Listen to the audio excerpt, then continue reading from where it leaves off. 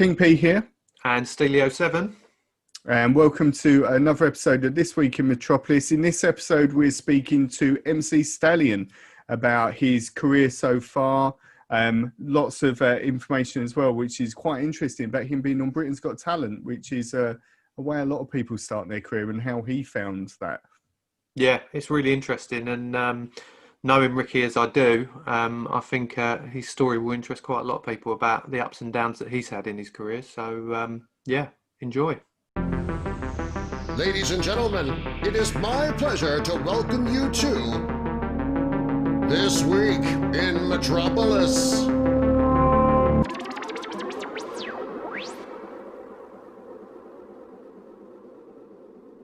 Rick, do you want to tell our listeners and our viewers on YouTube how you got started in music and MCing? Wow. Well, I think it was it must have been last couple of years at school. I was going to say, it weren't the last couple of years. Yeah, last couple of years of high school, I think it was. Yeah. And I think I used to listen to a lot of Eminem, used to get into a lot of rapping then. Yeah. And I think a lot of people was. Yeah. Then where I used to learn his lyrics. Mm. So I used to learn all his stuff. And then I noticed when I started doing his bits at school and when we went out and hung around a street corner, everyone loved it. And They did, mate. Yeah. And the thing is, I think, I had really good-looking friends. So I was like, that was the only way I could impress the ladies. So I thought, so in the end, it became homework. I had to learn all of Eminem's lyrics to keep the girls happy. Were they putting in requests for tunes they wanted?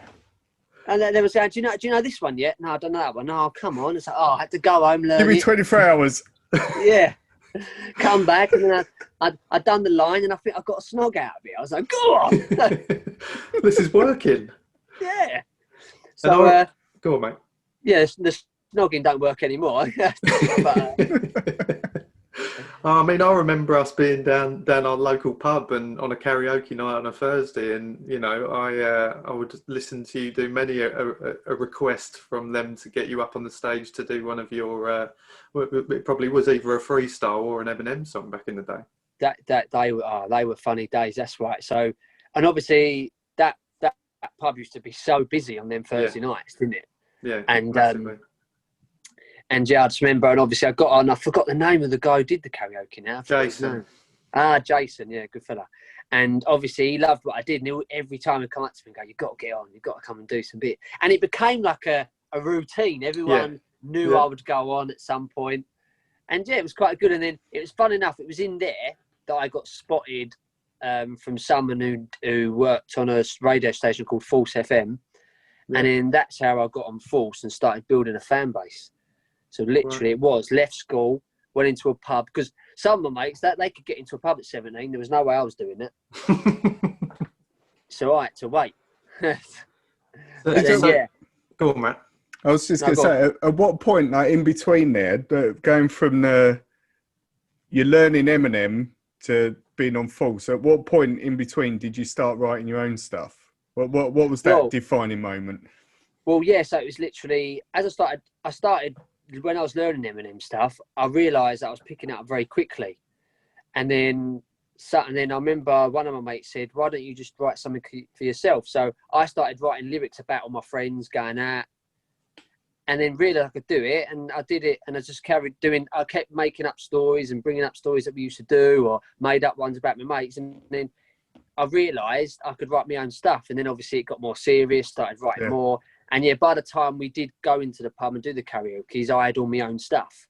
So, and then obviously UK garage was obviously a big thing back then. And that was my way in the door to get in with the UK garage boys. Mm. Is that a style of music you liked up before that point? Well, I was more into hip hop. Yeah. But it's then when you started associating with people, a lot of people was into their garage, so I felt that was the place to be. So I started writing to garage music. Yeah. Yeah, and it sort of went from there. Well, Yeah, it was. me and James were talking about it in preparation for this, and I was saying that I'm a big hip hop fan, but in terms of the UK, like people don't, I don't know, going back 20 plus years ago, UK rappers tried to emulate Americans, and it didn't really work. It didn't sort of gel. But then when garage and sort of like MCs really started finding their feet, I think that was the UK voice of stuff more than anything. With a Yeah, lot of the definitely. people like Wiley and Dizzy and those sort of voices that were coming out, that really, I don't know, just helped the UK find its feet with that sort of thing. Yeah, 100%. Yeah, and then Go on, and then mate. it's like as soon as I started doing my thing in front of some of the boys who worked in the garage scene, they just liked me from day dot, and that's how I got into started doing radio from long time ago, and then I started building a fan base very quickly, and then I already had a nickname. Everyone used to call me like Little Stallion or Little Stally. The Stallion thing was due to me always trying lyrics to get the girls. So obviously my close pals used to say, "Oh, Little Stallion." So I just used that and called myself MC Stallion. Like the amount of people that go, "This Stallion geezer must be massive," and then they meet me and like, "Who's this guy?" You know what I mean? Well, But it's funny you mentioned that, because I was telling Matt about obviously you being on Britain's Got Talent good few years ago now, and we watched back your kind of what do they call it?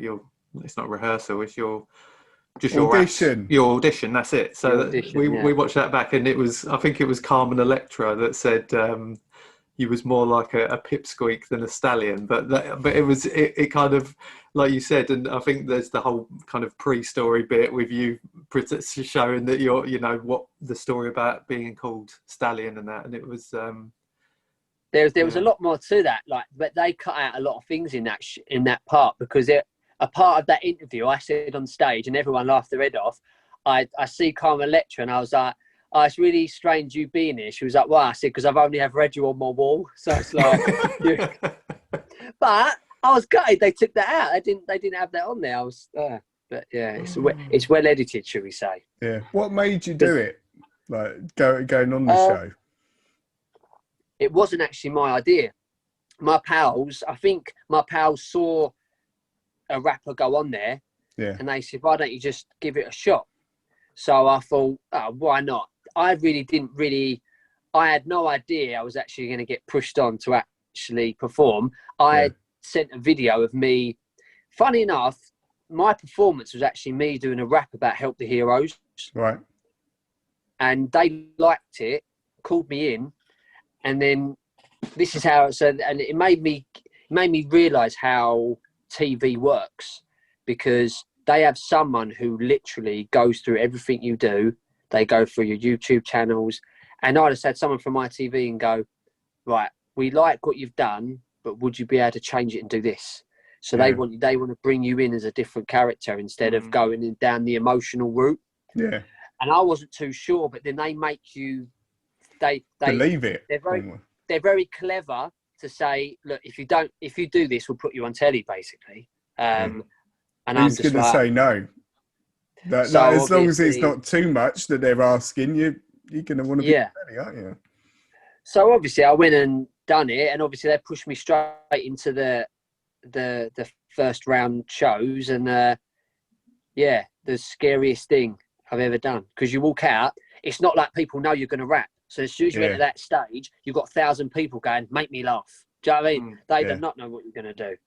And then I did my thing, and I think they weren't too sure, because I actually, with me, I wasn't too sure about me doing that. I wanted to do the Help the Hero songs. I think it would have made more of an impact. Yeah. But unfortunately, I had obviously in their head, they already had a character in their head they wanted to come across. Yeah. And the thing is, you follow the rules in the end. Yeah. Do you know what, though? You saying you was nervous going out. When you watch that video back, you look far from nervous. You're there and you've got your arms up and it's like, this is me. So, yeah. Doesn't come across. I mean, it ended up being quite a success. Obviously, I got 3 likes, and then Simon just hated me from day dot, literally. But fun enough, he hated me. But then they do reach out to you afterwards, and he reached out to me and actually said, "I wish you the best of luck." He went, "I just didn't like your name." So he was actually real nice afterwards. Yeah. But I was like, I said to him, "I ain't going out as Pipsqueak, man. Surely, no way." You've built up a reputation as a stallion, so Yeah, do you know what I mean? I can't go from I can't. What if I said that to a lady? I used to be Stallion, but I'm Pipsqueak. I'm now Pipsqueak. Oh, well, why are you Pipsqueak? It's a long story. Yeah. Do you? Are you pleased you've done it? I guess is the last question that I want to cover on BGT. Are you pleased that you gave yourself the opportunity and went and done it? Yeah, because it definitely gives you an experience, and it makes you realise how TV works. So now, when I now speak to people who work in TV, I now know how they work. Some people have always said to me, "Why don't you give it another go?" And because I think if I did it again, I'd have more of a head of knowing what they want. Yeah. But it's just not been. I just don't know if I'd want to. I don't know if I'd want to go down that route again. Because the problem is, if they do display you as someone I don't want to be, I'm back at square one. But it was definitely. It got me. Well, what's mad is, I mean, I think I was on TV for. You're on TV for about 5 minutes, and that 5 minutes got me. I had about 4 gigs in Butlins. They got me a gig in Cyprus. Oh, I had BGT all over my name. And then what ITV do is if they see you getting gigs, they allow you to have ITV by your name for a year and stuff like that. So it got me work, and it got me meeting new people. So it was definitely worth it. But it's definitely a good platform. But I just wish it represented me in a different way, not as because some people are going to see you as because if people saw some of my serious music, they'll realise that's not me. But you know, that's TV for you, is it? You got, unfortunately, it's the plonkers that do better. Well, exactly. That's it. You see so many in the shows that it's like the novelty act, or like there's someone who's really bad, and they'll root behind them. They're often the ones who do really well, don't they? That's it. Like Jedward or someone like that, you know. I mean, Jedward. I mean, if I went in there with an haircut up to here, do you know what I mean, and started doing that, I'd be talking to you while when celebrity get me out of it. The thing is, from someone who knows you, it's there wasn't anything different about you on the stage when we saw you on there. I knew it was you. It wasn't like, oh, what's going on with Stale there? He's putting on some front or something. It was the you that I know. It was just my character. Yeah, and you mentioned about opportunities it's given you since then. Wasn't you done a song with Amy? Is it Amy Mottram? Yeah. Yeah, and was she on there, or was she on X Factor? And was that something that put you on together? No, she went on X Factor. Right. And I mean, she did really well on X Factor. She went nearly went the whole way. And I still work with her now. I actually I was writing for her for 2 years. So because I do a lot of writing behind the scenes, I write for a lot of singers, and she was my first singer I wrote for, and I wrote her 2 songs, and she hasn't this year, but she was performing them in theatres and all sorts of stuff. Amazing. So I mean, Amy is an amazing singer, and obviously, like I said, I still work with her now, and we're really good friends. How's that translating? Like, again, starting writing your rhymes for the MCing. I take it if you're writing for her, it's more songwriting. Yeah. Like, how was that transition?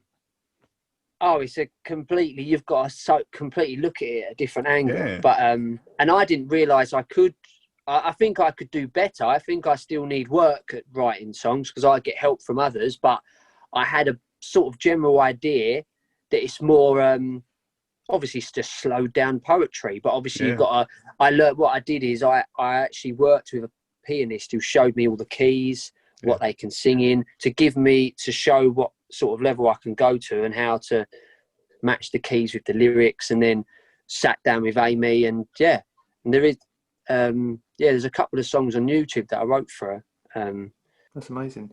With the way people, I mean, listen, we grew up in a small little place in Essex, and you know, look where you are now. You've had albums, you've released singles, you know, but I'm guessing with the way technology is now, with regards to just being able to record yourself singing on a phone and then uploading it to YouTube. I was saying to Matt, there was something on the news the other day about this young 9-year-old boy who sang a song to his nan, uploaded it onto YouTube, and he's just been offered a record deal.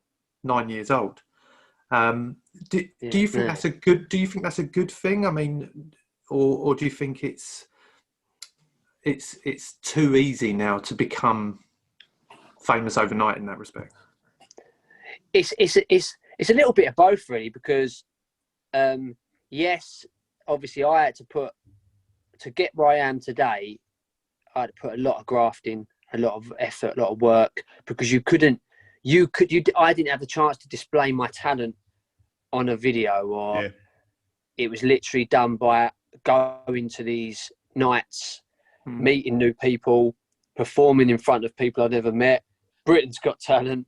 But then the good thing about it is there is actually so many people that are talented out there, and people just don't give them the chance to shine. Yeah. And then now they can upload videos where people can actually watch their talent. Like, especially, I mean, through this lockdown, because everyone's been online lately, I have even noticed that I've been putting a lot of videos out there, and I've picked up more fans this year than I have done in the last 3 years. Just because of the fact people are watching your talent instead of normally, if you're doing your talent in a nightclub, when people are out there the last thing they're listening to is your talent. They just want a song and they're ready. Yeah. And they won't remember who you are the next day. Yeah. That's it. They'll go, all I remember is some little tiny geezer with a mic. But obviously now they're watching, and they're watching your skill.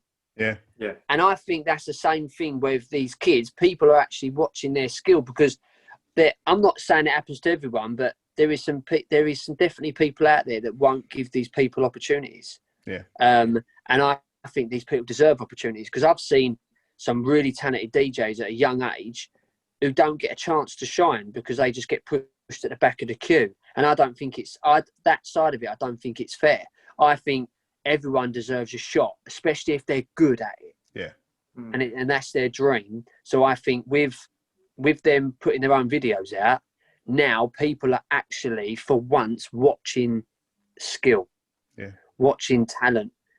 But then you have got the grafting side where, you know, because I didn't have that then, obviously my goal was you had to really push hard into meeting new people, being social, trying to get on every platform when you can.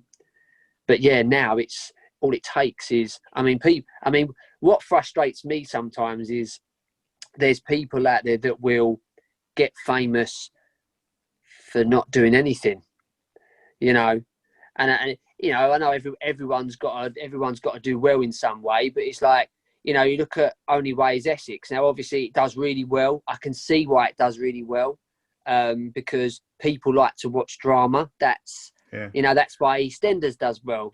It's just full of drama. People like to watch this drama. But the thing is, what ends up happening is you get a lot of people on there that become really famous, but have no talents whatsoever. But then what they do is their agents say, look, we need to earn money out of you some way, so we're going to make you a DJ.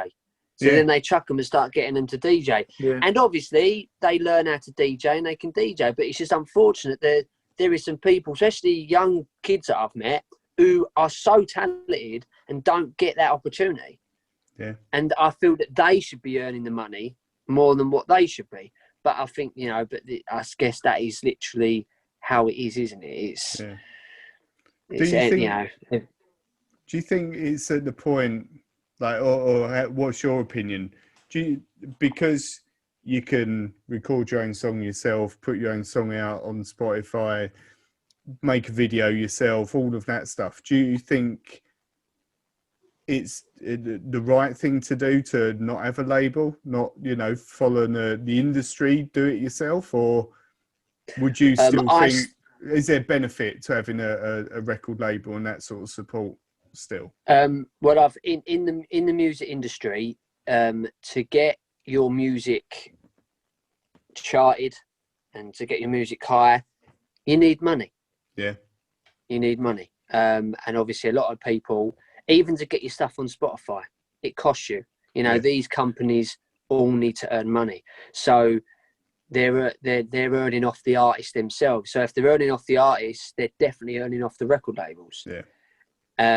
But the more money you have behind you, the higher these people like Spotify, iTunes will push you. Yeah. So if you have a company that are supporting you, you're going to be financially in a better place. Yeah. So you are going to be pushed higher than the ones that haven't got any. Because I noticed I've released an album start of the year just before lockdown called Sharp Entrance, and I've released that under, because I've got a little label that I call Stallion Promotions. I released it under there, but I've just had the single that I've just done that got signed by Ice Cream Records, which are quite a big UK garage company, and obviously with their help they've just pushed my single higher than my album got pushed, straight away, just from one push, because obviously they're financially better. These companies do mail out, so they get straight away, with their help, your song gets sent to Radio 1, Kiss 100, where if you do it on your own, you can send the music to thing, but there's a chance that them stations won't listen to your music because it ain't coming from a signed company. Yeah.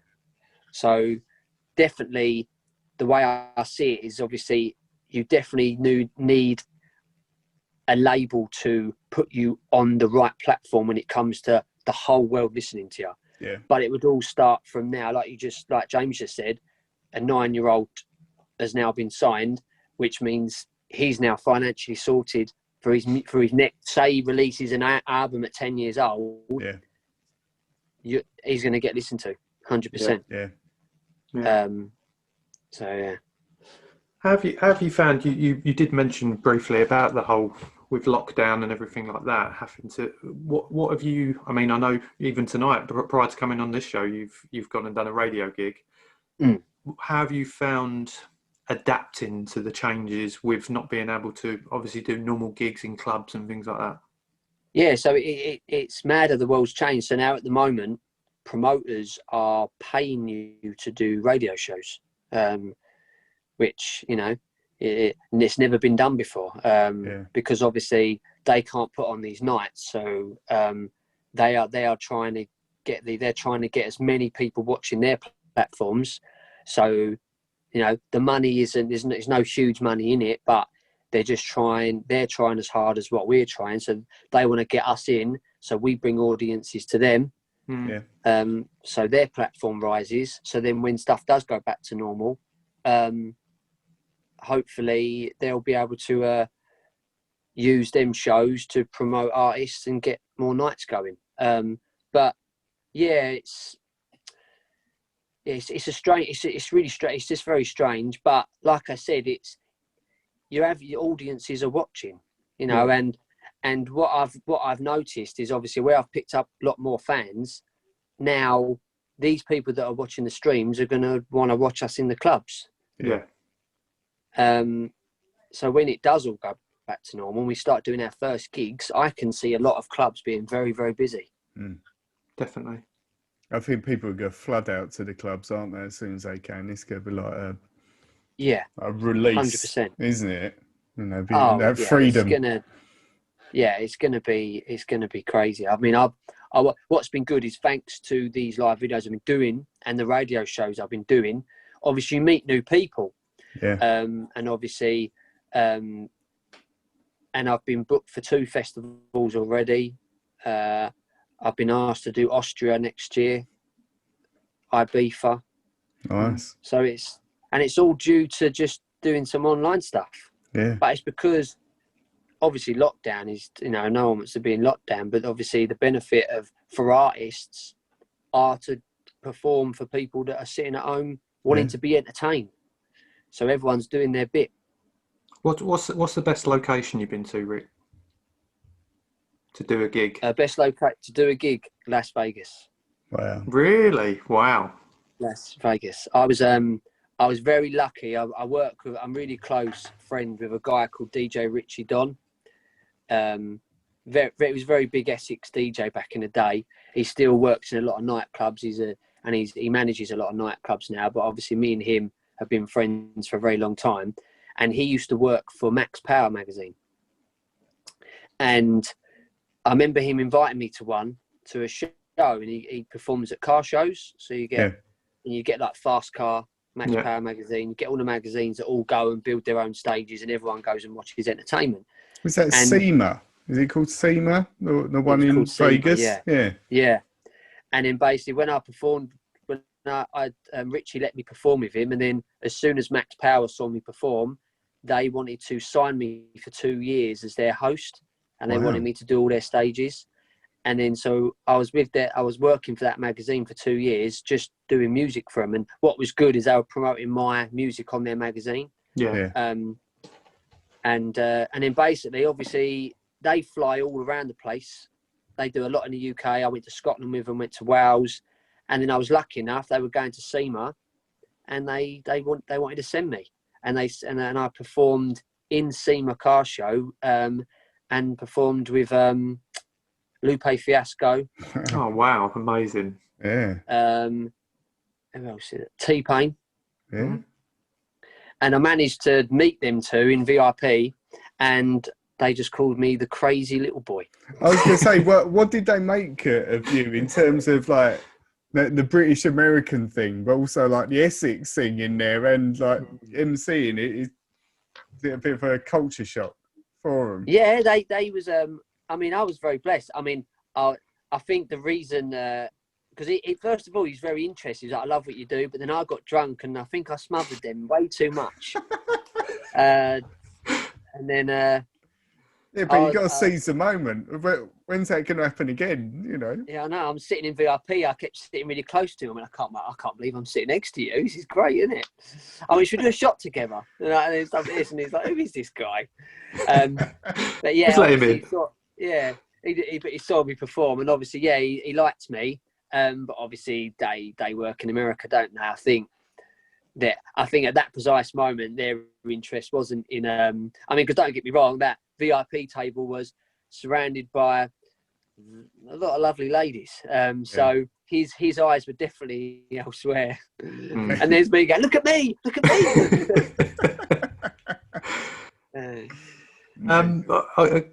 I mean, kind of this leads to the future for you. One thing I was just thinking while you was talking, and me and Matt, I mean, I've known it for years, but Matt, obviously I've kind of introduced Matt to you through our podcast in the build up to this, and we've both said how talented you are.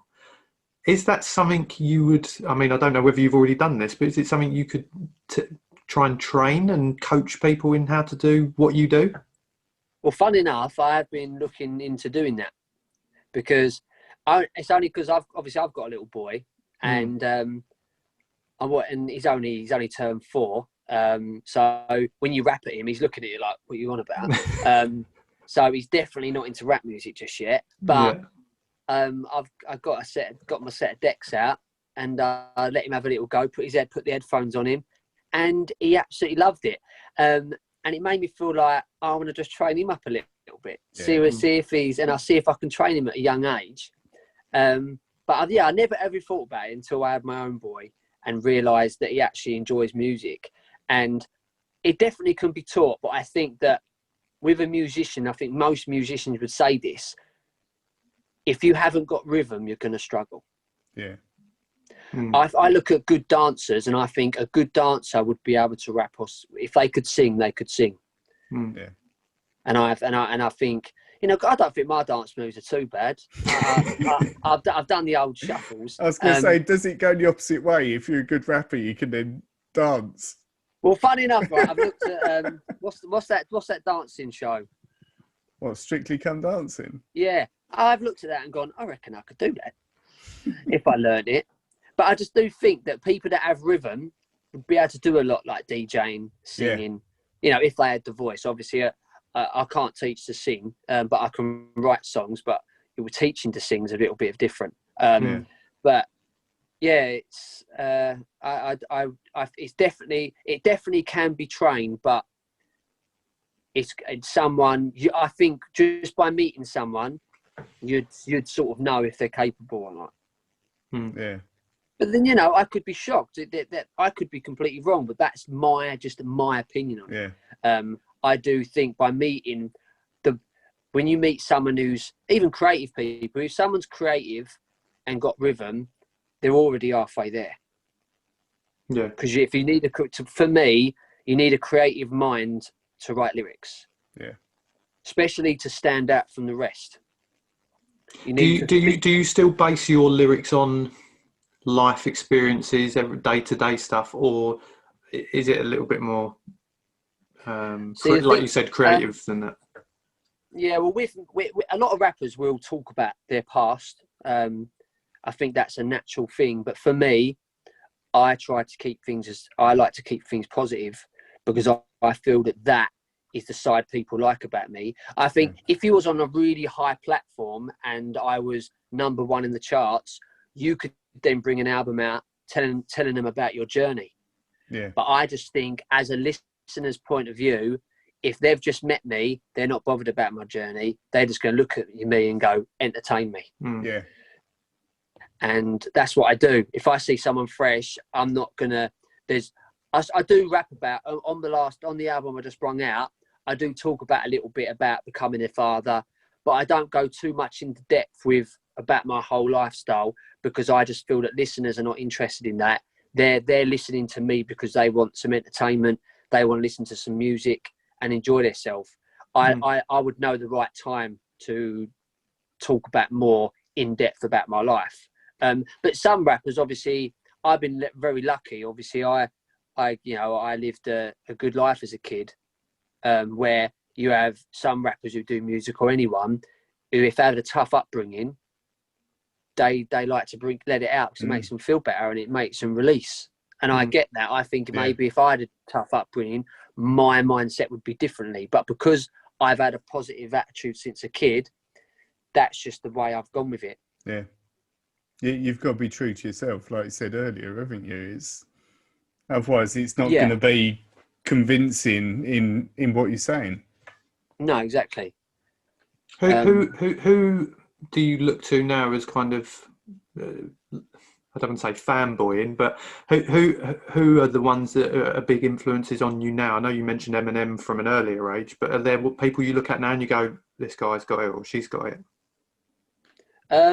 I still follow Eminem a huge amount.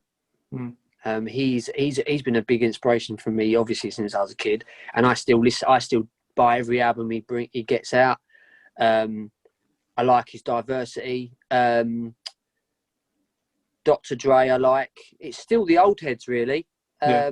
Obviously, Stormzy. I like Stormzy,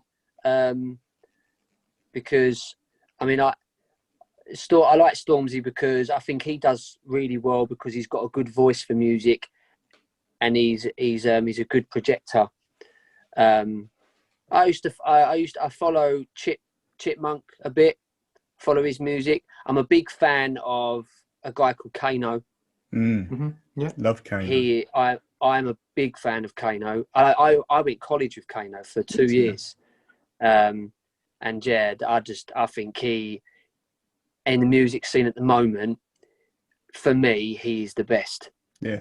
Even though he isn't charting like Stormzy, I still think that Kano is when it comes to lyric writing, he's a genius. Yeah, definitely. And that's what it is with me. I mean, I like really good talent. I like to watch good talent, and a good talent do well. Yeah. And Kano's a big, some people have not heard of Kano, but the thing is, he's actually bigger than what anyone knows. Yeah. When he does a show, he fills a room. So yeah, definitely Kano is a guy that I would look up to as an artist, Yeah. as a fact of how talented he is. And one thing you mentioned there, Rick, was, I mean, you said it's still a lot of older guys who you grew up with are still the ones. I mean, me and Matt have said it before. We still listen to our favourite artists from when we were in probably our early 20s and late teens. Yeah. Because that's the music you grew up to, listening to and enjoying so much. Yeah. Music hasn't really got an expiry date on it, has it? Like, unless the artist goes AWOL, there's artists that are still going, like you said, for years. So I guess my question, this probably be the last question, but long-term wise for you now, and you're still, like we said, in a lifetime that you could be doing what you're doing, you're still technically really young in the industry, if that makes sense. So compared to some of the people I work with, 100%. So what do you see? Is it moving more into writing for others? Is it carrying on trying to harness something different, or how do you see long term? It was strange. Just before when I had my little boy, music calmed down a bit. I think that happens to any parent. All of a sudden, you just got to realise you have a human that you've got to sort out. And obviously, he's got to a good age where I can start just doing my music a bit more.